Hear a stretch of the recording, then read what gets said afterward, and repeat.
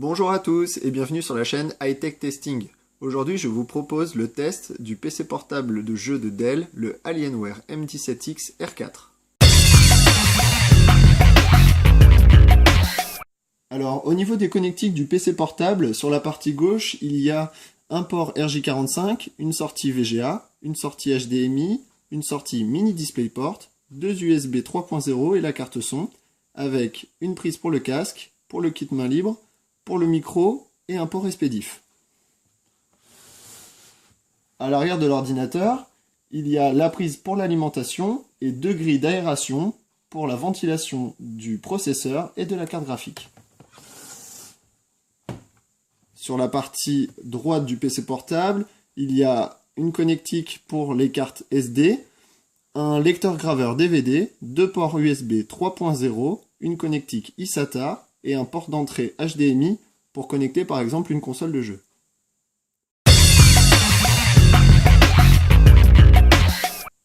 Alors au niveau de l'aspect global de l'ordinateur, Alienware a vraiment fait très fort. Le PC il est vraiment bien fini, l'esthétique est vraiment réussie, en tout cas il est vraiment à notre goût. On retrouve en fait deux versions de ce PC portable, soit en noir mat comme celui-ci, soit en rouge. Alors au niveau de la matière, tout ce qui est en mat, c'est du soft touch en fait, c'est effet un peu peau de pêche, c'est très agréable au toucher. Donc il y en a sur le dessus du capot et également quand on l'ouvre en fait autour du touchpad. Donc voilà, c'est vraiment très réussi et c'est vraiment agréable en tout cas au toucher. Et ça laisse pas trop de marques de doigts, vu que c'est du mat, ça en tout cas c'est assez sympa. Au niveau du touchpad, il est assez réactif, il est vraiment bien fait, les matières choisies sont très bonnes, de très bonne qualité, il s'enfonce pas, il est vraiment bien, les touches de sélection et de menu contextuel sont bonnes également, elles font pas de bruit, elles s'enfoncent bien, bon, ça c'est réussi, il n'y a pas de problème. On va retrouver des petites LED en fait tout le tour, vous verrez tout à l'heure quand on le démarrera qu'on pourra customiser également. Au niveau du clavier, on est sur un clavier que je dirais de type standard, c'est-à-dire que l'espacement des touches est comme celle d'un PC fixe, en fait, ce qu'on pourrait retrouver sur un clavier de PC gamer ou un clavier de PC multimédia. L'espacement des touches est tel quel, et du coup, en fait, on retrouve ces petites habitudes de frappe, et ça, c'est assez sympa que les touches ne soient pas serrées comme certains PC portables peuvent l'être. Au niveau des touches, justement, la qualité est vraiment bonne. En fait, déjà au niveau du toucher, c'est agréable. Le plastique utilisé, le revêtement par-dessus le plastique utilisé est vraiment bon. Les touches s'enfoncent bien. C'est assez profond. Alors je sais pas si pour un gamer c'est important ou pas que ça soit profond. En tout cas, au toucher c'est vraiment bon. Parce que moi en fait j'utilise principalement un pad en fait pour jouer. Donc ça veut dire que j'utiliserai pas le PC, enfin le clavier du PC portable. Mais en tout cas pour de la frappe, on va dire, pour naviguer sur internet ou faire votre traitement de texte, etc. En tout cas c'est plutôt bon, donc je pense que les gamers aussi, ils devraient apprécier ce genre de clavier. Ensuite, on a le pavé numérique qui est détaché du clavier, ça c'est plutôt sympa également. Et on a un contrôle panel ici qui nous permet de gérer par exemple le volume du PC portable, d'arrêter ou de changer de musique. Voilà, à la volée, on est en jeu ou etc. Vous voulez changer votre musique, etc. Vous pouvez le faire directement ici, pas besoin de retour Windows. Donc voilà, des petites touches qui sont comme ça, disposées, assez sympa. Au niveau de l'esthétique également aussi, il y a donc du plastique un petit peu brillant. Donc au niveau des ouïes en fait en façade, ici c'est les haut-parleurs stéréo qui se trouvent en façade, qui aussi sont customisables au niveau des LED. Donc ici on a du plastique brillant, et on a du plastique brillant également autour du clavier, et l'écran également, c'est du brillant. Voilà, ce modèle-là n'existe pas avec un écran mat, ce sera forcément du brillant, mais vous verrez lors du test que l'écran est vraiment très bon. Au niveau de l'esthétique, je crois qu'on a fait le tour, vous en verrez plus quand on le démarrera. Et voilà, ici en fait le bouton Power, il est en forme de tête d'alien. Voilà.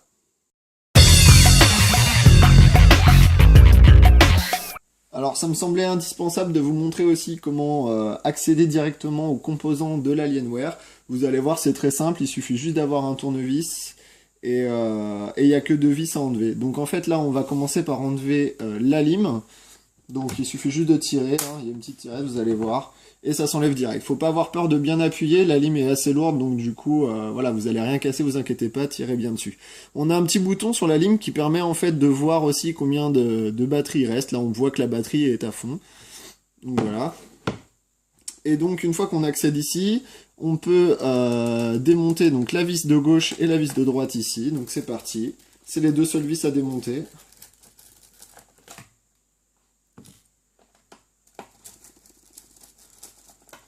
Et voilà.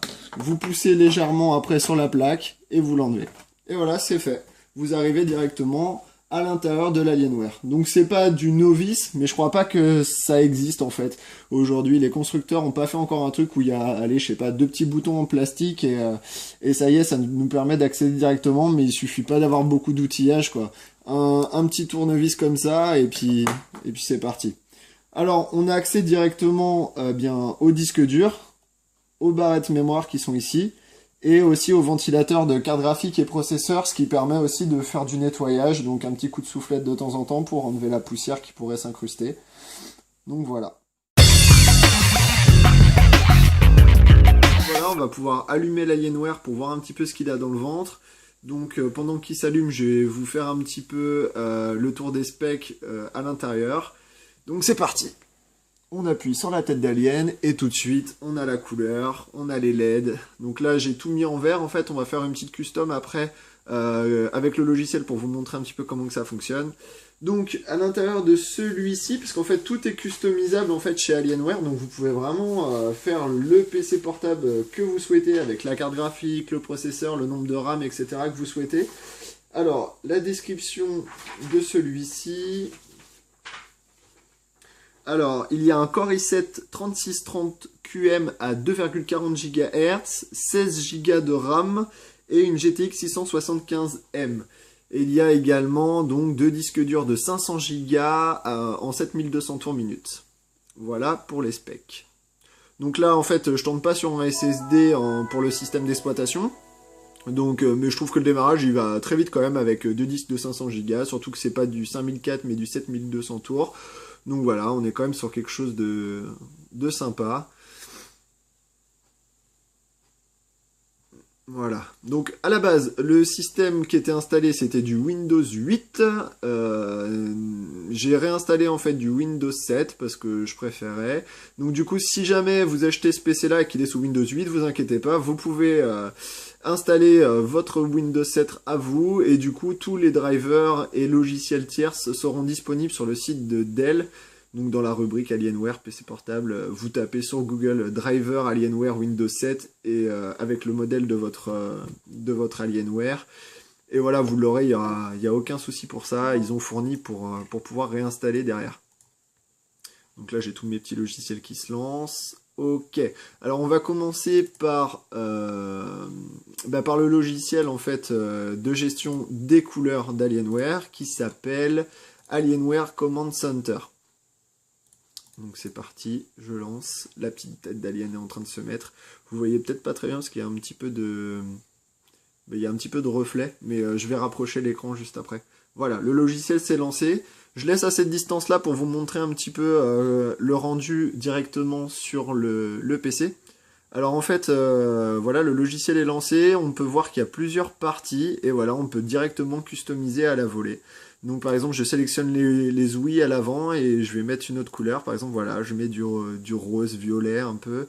Voilà, c'est rose, je sélectionne le touchpad, je vais mettre du bleu par exemple. Voilà, là c'est bleu, bleu ciel si on veut. Ensuite, le clavier, il est coupé en 3 parties au niveau du clavier et une partie au niveau du pavé numérique.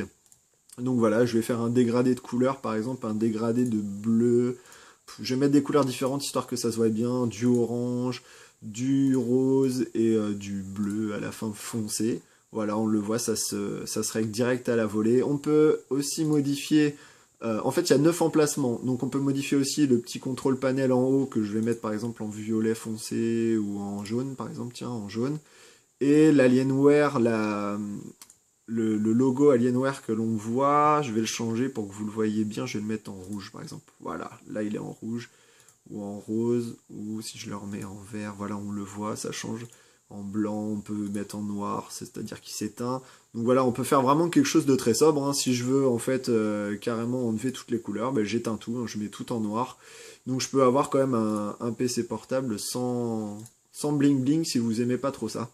Mais bon, quand on a un PC gamer Alienware quand même, c'est quand même assez cool de pouvoir se la raconter et de pouvoir mettre quand même des belles couleurs. Surtout si vous jouez dans la nuit et que vous voulez avoir un peu de rétroéclairage pour savoir où vous tapez. Donc voilà, donc je vais rapprocher un petit peu l'ordinateur. Ça va vous permettre plutôt de voir un petit peu eh bien, le logiciel en lui-même. Voilà à quoi il ressemble ce petit logiciel. Donc je cliquais par exemple sur cette partie-là et là je sélectionne la couleur et voilà, ça se change en direct sur le clavier. Vous avez ici mes thèmes, donc en fait c'est des thèmes qui sont préenregistrés ou alors les thèmes que vous allez créer. Si vous voulez par exemple créer un thème green et mettre tout en vert, et ben voilà, vous pouvez, ou un thème Hulk, vous l'appelez comme vous voulez, et voilà, vous pouvez créer vos thèmes directement et comme ça, vos envies, vos couleurs, vous pouvez les modifier. Bon voilà pour ce logiciel-là, j'ai fait à peu près le tour. Hop. Enregistrer oui, comme ça je garde les belles couleurs. Donc voilà pour la présentation hardware et également pour la présentation de ce logiciel là. Donc maintenant on va faire un test sur la qualité de l'image et la qualité du son. Donc on est sur un écran 1920 par 1080, donc du Full HD. En brillant, et au niveau du son on est sur du 2.0, donc il y a 2 speakers à l'avant. Je trouve que le son il est plutôt bon dans la gestion de vidéo, dans la lecture de musique, etc. Le son il est assez fort et assez pur en fait dans l'écoute. Par contre, bon ben voilà, quand on arrive vite à saturation, vous n'allez pas animer non plus une fête de garage avec. Il faudra, si vous voulez avoir quelque chose avec un meilleur rendu, vous achetez un système audio à côté ou vraiment un bon casque. Donc je vais lancer tout de suite un Blu-ray pour vous donner une impression de la qualité de l'image.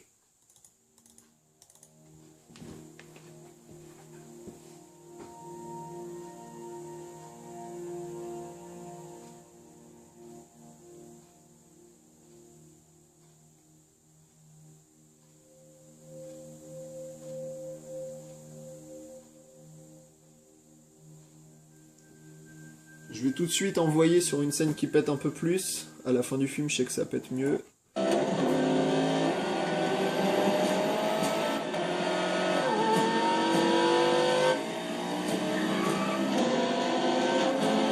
ça. Il ne laisse pas faire ça.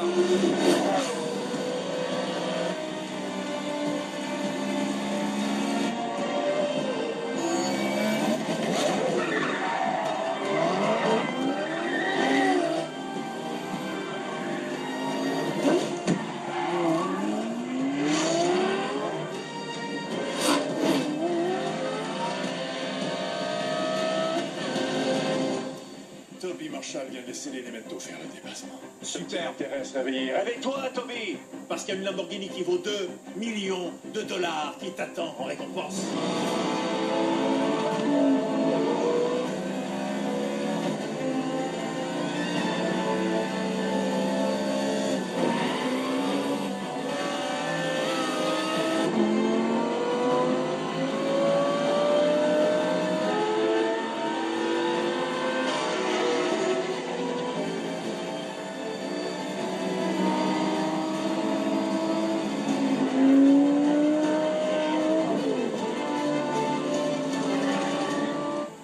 Pas ça. Ça vaut pas le coup, tu peux le battre.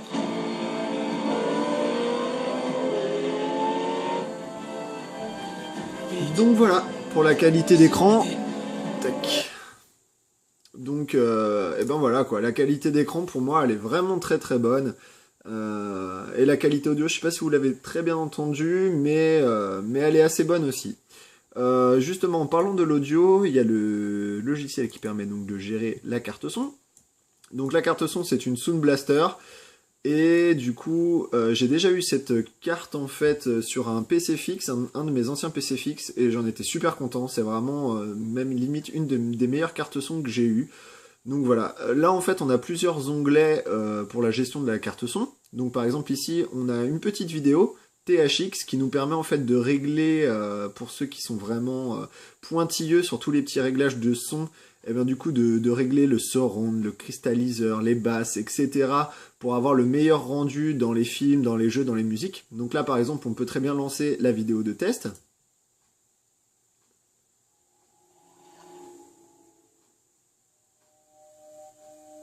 Donc il y a plein de petits sons, il y a un peu de basse, il y a un peu d'aigu, etc.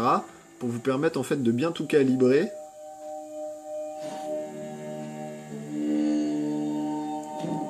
Donc voilà, je vais pas vous montrer toute la vidéo, mais en fait la vidéo est là en fait pour vous permettre de bien calibrer chaque chose et elle est vachement bien faite. Ensuite, dans Crystal Voice, on a des petites options qui sont assez sympas. Par exemple, le FX, quand on le coche, on peut paramétrer des voix différentes. C'est-à-dire qu'en fait, quand je vais parler, eh bien ma voix va changer. Il y a des logiciels qui le font déjà sur Internet, avec plus ou moins de voix. Eh bien, sachez que votre carte son le fait. Donc par exemple, je vais vous faire un test. Je vais prendre par exemple, je vois sale gosse. Donc je prends une voix de sale gosse, comme ça le changement va être directement fait. Et ensuite, je fais tester. Alors j'espère qu'il n'y aura pas trop d'écho, vu que ça va être sur les enceintes. Alors je teste. 1, 2 tests. 1, 2 tests. Voilà. Alors, je sais pas si vous m'entendez bien, mais quand je parle, ça fait une voix bizarre. Voilà, j'arrête. Bon, vous avez vu. Eh ben, du coup, c'est assez sympa. Donc, il y a nain, il y a marin, il y a elfe, il y a démon, voix grave, voix de femme. Enfin bref, il y a plein de styles de voix, de robots. Donc, plein de styles d'effets. Eh ben, écoutez, moi, je trouve ça plutôt sympa de l'avoir mis dessus. Surtout que c'est sur du gamer. Donc, si... vu que c'est des portables orientés jeux, bah du coup si vous êtes sur TeamSpeak, que vous voulez déconner un peu avec les copains ou quoi, ou eh ben du coup vous pouvez faire ça. Donc ensuite plusieurs petits modes. Le Scout Mode par exemple, c'est une technologie exclusive qui permet de, donc je lis, d'entendre vos ennemis de loin, ce qui vous donne un avantage tactique certain dans les combats. Donc en fait si vous faites du FPS et que vous activez ce mode là, eh ben en fait logiquement vous êtes censé entendre vos ennemis arriver de plus loin. Je l'utilisais pas. Je sais pas si ça marche vraiment bien, mais en tout cas, voilà, il a le mérite d'exister, faut le tester. Et après, vous retrouvez donc les équaliseurs, les mixeurs, etc. Donc voilà pour le test de la carte son, du son et de l'écran. Donc on se retrouve maintenant pour un test dans les jeux vidéo, puisque bon, le PC portable, c'est un PC portable de jeu, donc je suppose que c'est quand même ça le plus important. Donc on va voir un petit peu comment il peut supporter les jeux vidéo. Je vais jouer qu'à des jeux vidéo qui sont quand même assez gourmands et qui sont sortis il y a vraiment pas longtemps. Donc là je suis sur Battlefield 4. Dans les options vidéo, j'ai tout réglé en élevé. Donc on va voir un petit peu ce que ça donne. J'ai lancé Fraps ici, on voit le nombre d'FPS auquel je tourne. Faut pas que ça descende en dessous des 30. Au-dessus des 30, il n'y a pas de problème. Si ça descend un peu en dessous, je pense qu'on devrait voir un peu des lags. Donc on va voir un petit peu comment ça se passe. Je suis dans le mode campagne et je sais que cette map là, elle est... Bon voilà, il y a beaucoup d'effets de lumière, etc. en fait. Donc on va voir comment ça se passe.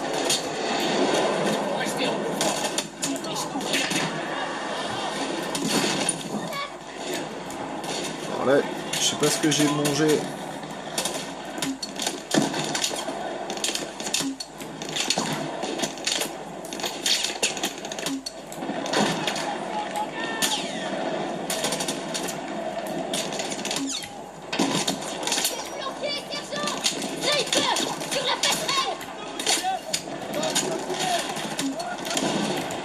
Bon, je fais un peu le bourrin, je vais rester avec...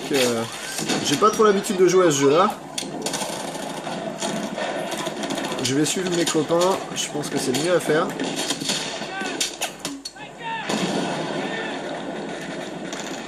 Donc là, on est... Parce que j'essaie de regarder un peu les FPS en même temps, on est descendu un tout petit poil, mais aussi c'est qu'il y a beaucoup d'effets de lumière et tout ça. Donc là, c'est un peu logique. Je sais pas si je peux le toucher de là-bas. Je vais peut-être plutôt me retourner, me planquer par là. J'ai l'impression qu'il n'y a que moi qui me fait tirer dessus, mes copains ils prennent rien.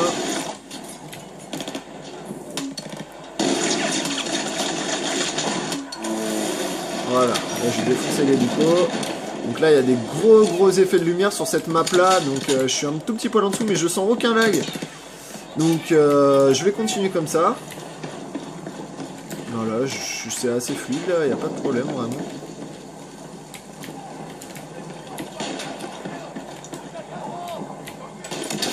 Oh, je me fais allumer. Je sais pas trop d'où que ça vient, je vais peut-être faire le tour par là.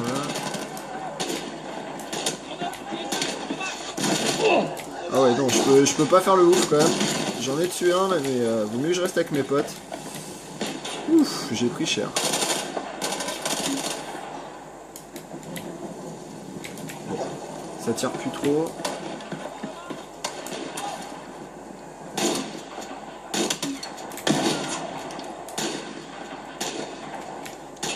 J'essaie d'avancer. Il y a un gros sniper là, j'entends. Je sais pas si c'est mon pote ou si c'est un ennemi.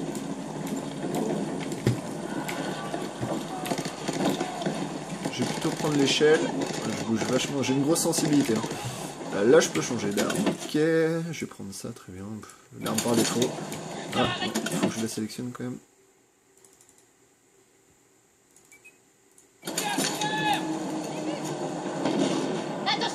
Ok, c'est bon. Là, je suis revenu un peu plus à la normale. Il y a des effets. Bon, ça bronche pas trop. Ouais, je pète un peu tout.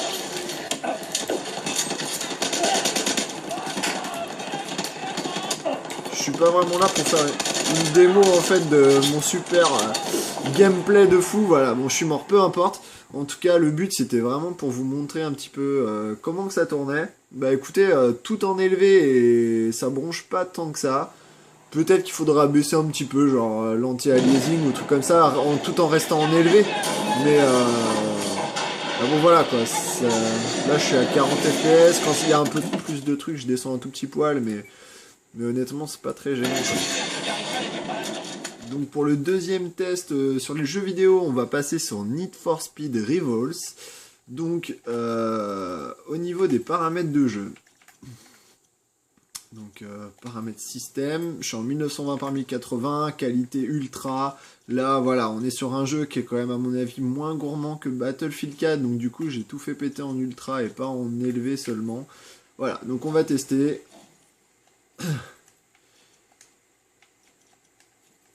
Et c'est parti, je commence la partie.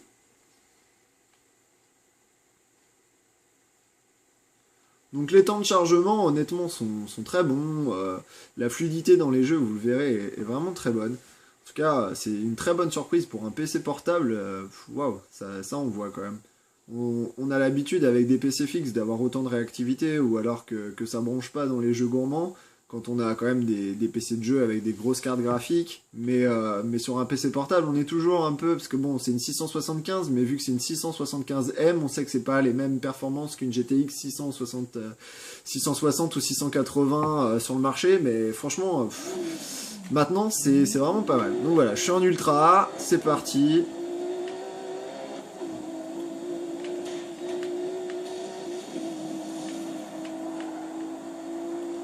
Toujours frappe sans haut à gauche, 30 FPS en ultra, c'est fluide, ça marche bien, je suis avec la manette là.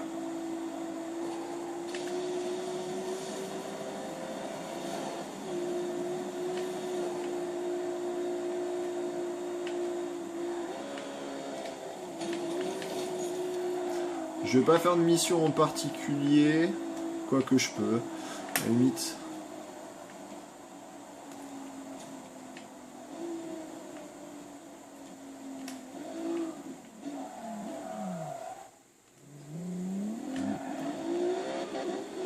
Je vais aller faire une petite interception, c'est à 2 km.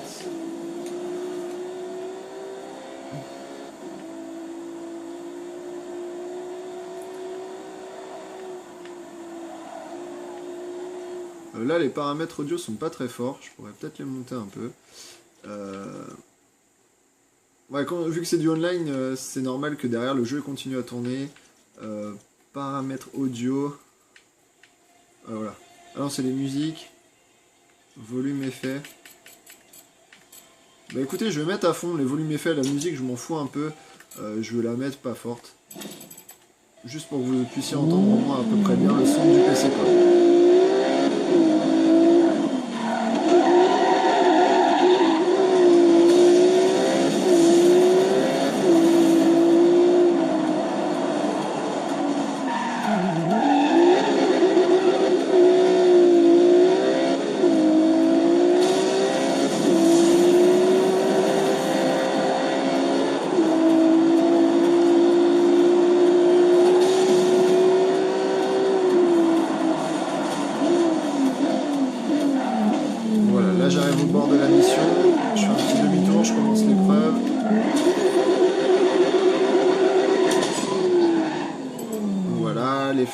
vont me poursuivre, je dois les semer.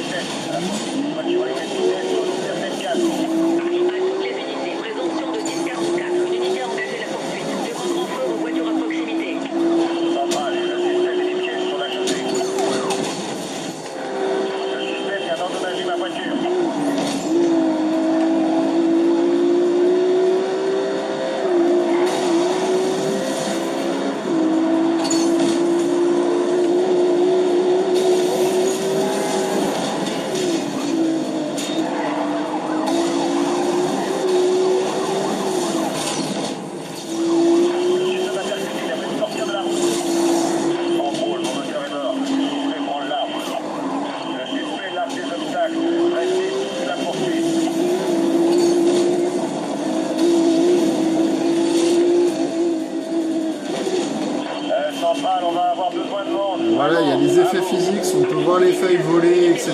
Franchement, ça marche bien, quoi. Il n'y a pas de problème, tous les effets sont là. Là, je défonce du décor. Je me prends un peu les murs, mais c'est pas trop grave. Voilà, j'arrive bientôt à la fin de l'évasion, j'arrive à me barrer. Voilà, je me suis échappé. Bon voilà quoi, pour Need for Speed, encore une fois, j'ai tout mis en ultra pour vous montrer que ça tourne. En tout cas, le PC, le PC il bronche pas quoi. Franchement. Alors pour ma dernière vidéo de jeu vidéo, on se retrouve sur Diablo, qui est un jeu aussi qui est pas mal joué. Donc voilà quoi, un Diablo, encore une fois, tous les paramètres à fond. On est parti.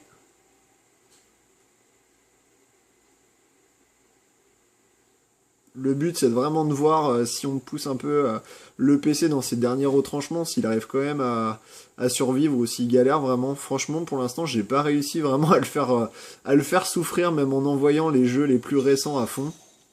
Donc voilà, Diablo 60 FPS, à ce que je vois. Ça a l'air de passer tranquillou. Je vais aller juste me faire une petite quête comme ça.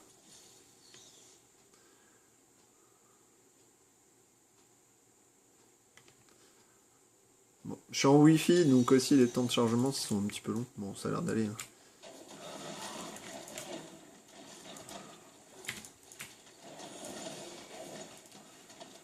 Bon, je suis en tourment 2, mon DH il est quand même bien évolué, donc je prends pas trop de risques là.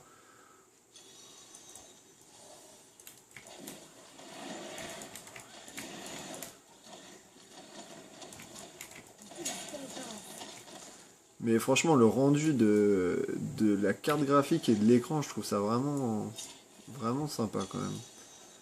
Je trouve vraiment que les couleurs, elles sont belles, les effets, ils sont... Non, c'est vraiment bien fait. Hein.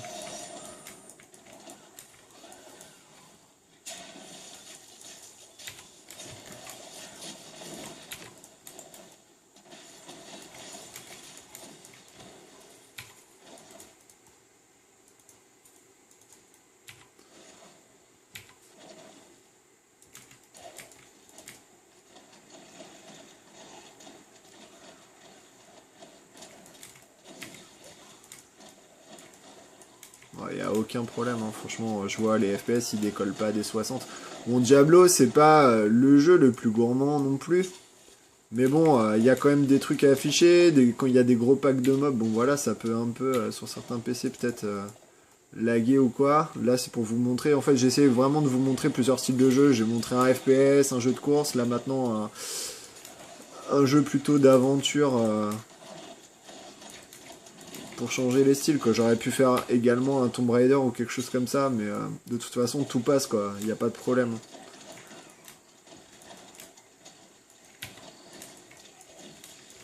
Bon, le seul petit truc là c'est que je suis en Wi-Fi et je crois que la connexion est pas très très bonne.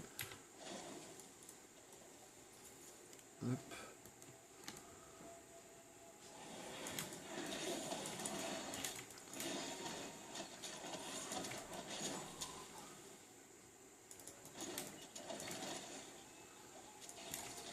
Bon voilà, le jeu de toute façon, enfin le PC je l'avais essayé sur tous les jeux récents, Titanfall, Tomb Raider, Far Cry 3, tout ce que vous voulez, franchement, et bah voilà quoi, ça passe nickel sans broncher, même en élevé quoi. quand on parle de PC portable, on a un peu peur des fois, on se dit voilà, en élevé, ça va peut-être vraiment les faire souffrir, et ben ce PC portable là, en tout cas, non, pas du tout.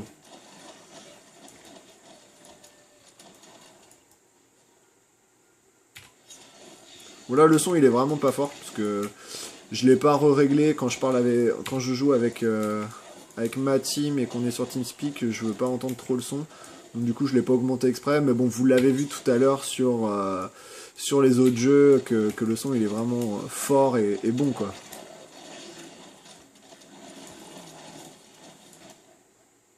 Bon voilà, je vais même pas faire la quête, juste un petit tour comme ça d'horizon pour vous montrer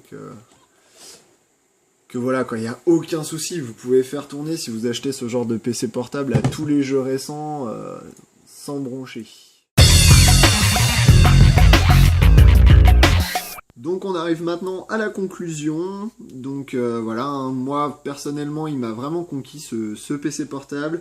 Donc dans les points forts, je mettrais déjà en premier les performances du processeur qui sont vraiment excellentes.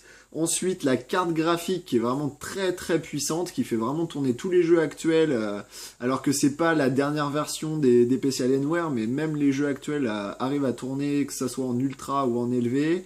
Donc vraiment très bon point pour cette carte graphique là, la GTX 675M, je le rappelle. Au niveau des connectiques aussi, on peut voir que cet ordinateur a des connectiques très riches, de l'USB 3.0, de l'eSATA et même un HDMI en entrée, une connectique qui se fait quand même assez rare. Il y a une bonne gestion des températures, on n'en a pas parlé pendant le test, je peux vous lancer, je dois avoir un speedfan voilà, de lancer. Eh bien la carte graphique elle est à 42 degrés et les processeurs, enfin le processeur mais les corps que je vois sont entre 23 et 30 degrés et pourtant je sors d'un jeu. Donc allez, je pense qu'au maximum ça montera à 50 mais ça dépassera pas ça quoi. Alors que la plupart des PC portables de jeu peuvent très bien monter dans les 90 degrés en charge, franchement ça serait pas étonnant. Au niveau du clavier et du touchpad aussi, bah vraiment très bon point, hein. C'est de bonne qualité, c'est bien fini, c'est agréable au toucher, donc pas de problème sur ces points-là, c'est du point fort. La sortie audio, les haut-parleurs, la carte son, tout ce qui est au niveau de l'audio, c'est très bon. C'est réussi aussi, ça manque un petit peu de basse, allez, je mets quand même un petit point noir, s'ils peuvent mettre un petit caisson de basse en dessous, s'il y a la place, sur les prochains, ça pourrait être intéressant. La qualité de l'écran vraiment bluffante quoi. Après il y en a qui préfèrent des écrans mat pour éviter les reflets. Personnellement là il y a des reflets parce que j'ai mis beaucoup de lumière pour voir pour bien voir le matos, mais si vous jouez dans le noir ou quoi, les reflets une fois dans le jeu on les voit plus trop. Donc à voir. Moi pour moi c'est pas un critère qui me gêne. En tout cas voilà, c'est du 1920 par 1080 et le 3D fonctionne plutôt bien. J'ai pas fait de test de 3D là, mais le 3D marche plutôt bien. Si on peut mettre un point faible quand même, ce serait le prix sur ce genre de matériel. Les prix de départ sur du M17X, ça doit être autour des 1700 €. Et vu qu'on peut faire évoluer les composants à l'intérieur, je pense qu'on peut atteindre les 2200-2300 € à mon avis. Si on change la carte graphique, processeur, RAM et tout, on peut monter quand même assez haut. Donc voilà, c'est quand même un tarif. Après, il y a des bonnes occasions, il y en a qui changent leur matériel assez régulièrement et du coup, on peut acheter du matériel à pas trop cher mais en très très bon état. Donc voilà, ça peut être un bon investissement pour vous, ce genre de matériel-là.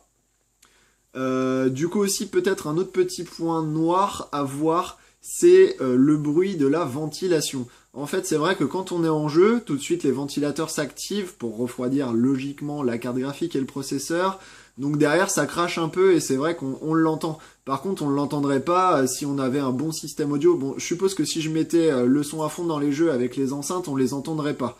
Mais du coup, si vous avez un bon casque audio ou si vous avez un bon système audio, bah, tout de suite on n'entend plus rien et de toute façon je préfère avoir un peu de bruit à la sortie de la ventilation, ça veut dire au moins que ça marche bien et au moins que mes composants ils crament pas parce que franchement 50 degrés sur un PC portable en charge c'est vraiment pas beaucoup. Donc voilà, globalement satisfait, pas beaucoup de points noirs sur ce style de matériel, donc si jamais vous devez en acheter un, écoutez, pour moi en tout cas ça sera les yeux fermés. Donc n'oubliez pas aussi de liker la page YouTube, de vous abonner à ma chaîne si ça vous intéresse de voir d'autres tests de matériel, ça va arriver. Et également j'ai une page donc Facebook, donc High Tech Testing, si vous tapez ça dans la barre de recherche vous devriez trouver. Et voilà, dessus je mettrai toutes les vidéos et toute l'actu high tech que je pourrais tester.